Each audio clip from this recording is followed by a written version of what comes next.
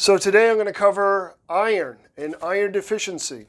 So some of the symptoms of an iron deficiency include extreme fatigue, pica, hair loss, restless leg syndrome, swollen tongue, pale skin, frequent infections, heavy periods, shortness of breath, heart problems, headaches, anxiety, underactive thyroid, mood disorders, autism, ADHD, and diabetes.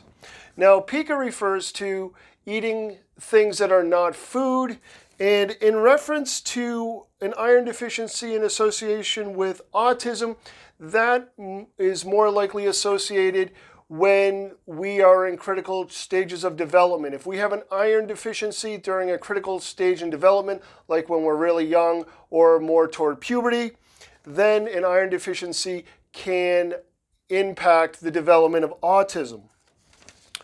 Okay, so I'm going to list some foods that are high in iron as well. So we have blackstrap molasses, raisins, wheat germ, cashews, chia seeds, beans, clams, ground beef, dark chocolate, spinach, pumpkin seeds, oysters, chicken, veal, liver, turkey, sardines, quinoa, lentils, ham, cod, and mussels. So those are a few foods that are high in iron. I'll leave both lists in the description box below. All right, so let's move to the board here. I'm going to start actually with oxygen. Now, oxygen is the most abundant element in our body. It's roughly 60% of our body is oxygen. Now, why do I bring up oxygen? Because iron is critical for moving oxygen through the body for us. So consider iron as a way to kind of ferry our oxygen molecules around for us. So what is oxygen critical for? Well, it's mostly consumed by the brain. 20% of oxygen that we bring into our body is consumed by our brain.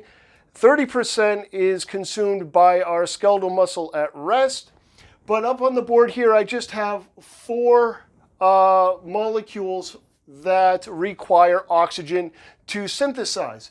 So we need a massive amount of oxygen to synthesize cholesterol from our glucose, fats, or protein. So again, we can actually synthesize our own cholesterol from, again, carbohydrates, fats, or protein. We need a lot of oxygen to do that. We also need iron. We also need oxygen to synthesize dopamine from tyrosine, and we also need an iron molecule as well. Okay, so we also need oxygen to synthesize our vitamin D, and we also need iron to do that as well. So vitamin D is critical for us to absorb calcium from our food. So if we are having an iron deficiency, or if we're suffering from an iron deficiency, it's actually likely to cause or potentially cause a deficiency in calcium because we use iron to synthesize our vitamin D as well as oxygen. So you can see how iron works to help absorb calcium when it's in the body, but when we eat a meal that's high in calcium and iron together, it will actually compete for absorption. We also use oxygen to synthesize serotonin for us. Now, serotonin and dopamine are obviously two neurotransmitters. Serotonin is primarily synthesized in the enteric nervous system, which is found in the gut. Okay, so the vitamin D, the iron that is required for vitamin D synthesis is actually comes from cytochrome P450. Now, there are over 50 different genes that code for various different cytochrome P450s. They all require iron. And again, we use 3 of these cytochrome P450s to synthesize our vitamin D. Okay, when we take a supplement of vitamin D, it's in cholecalciferol. That is the inactive form of vitamin D. We still have to convert that to our active form. And again, we need 3 cytochrome P450s that all require iron to do that. So other functions that cytochrome P450 performs for us is drug metabolism, cholesterol synthesis, vitamin D synthesis, the breakdown of toxic substances, the breakdown of pharmaceutical drugs, and the breakdown of bile, as well as the breakdown of certain hormones, as well as the synthesis of certain hormones. You can consider vitamin D a hormone. And the hormones that the cytochrome P450s are likely to break down are the steroid-based hormones, which are which cholesterol is a precursor to. Okay, so cytochrome P450s can really be generated from any cell in the body. However, it is the liver that is pretty much well known for synthesizing most of our cytochrome P450s. And another enzyme that requires iron is catalase. Now, catalase is critical for breaking down our free radicals that we develop in our body or that we bring into our body on a daily basis. So again, catalase is critical for breaking down free radicals, and that requires 4 atoms of iron. Okay, finally, the far left board here, we have hemoglobin, and each hemoglobin protein has 4 atoms of iron.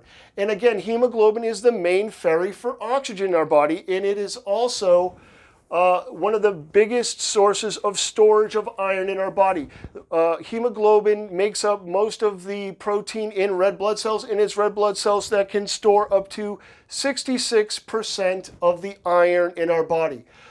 And again, it's the hemoglobin that carries oxygen to different tissues in our body. Now, when we exercise, or when we start exercising our muscles and they become active, we also use a smaller protein called myoglobin. So myoglobin is actually a smaller protein than hemoglobin, and it's the myoglobin, again with iron, that carries oxygen into the skeletal muscle for us. Okay, so finally we have skeletal muscle across the bottom here.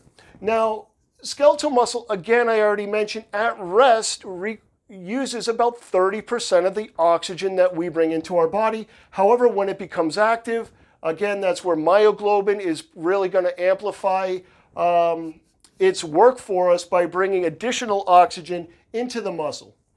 So we also use clusters of iron and sulfur. These iron-sulfur clusters are found in the mitochondria, and it's the mitochondria and skeletal muscles that are some of the most developed mitochondria in our body.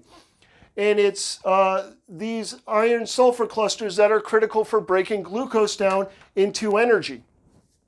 So you can see a few ways on the board here that we use iron. It's really important that we have optimum levels of iron in our body to carry oxygen around to the different tissues that require it. Finally, at the top of the board here, when we eat foods that are high in iron along with vitamin C, vitamin A, protein, and sugar, it increases the absorption of iron, especially vitamin C. So if you're eating a food that you know is high in iron, you might want to make a conscious decision to add a high vitamin C food to your meal.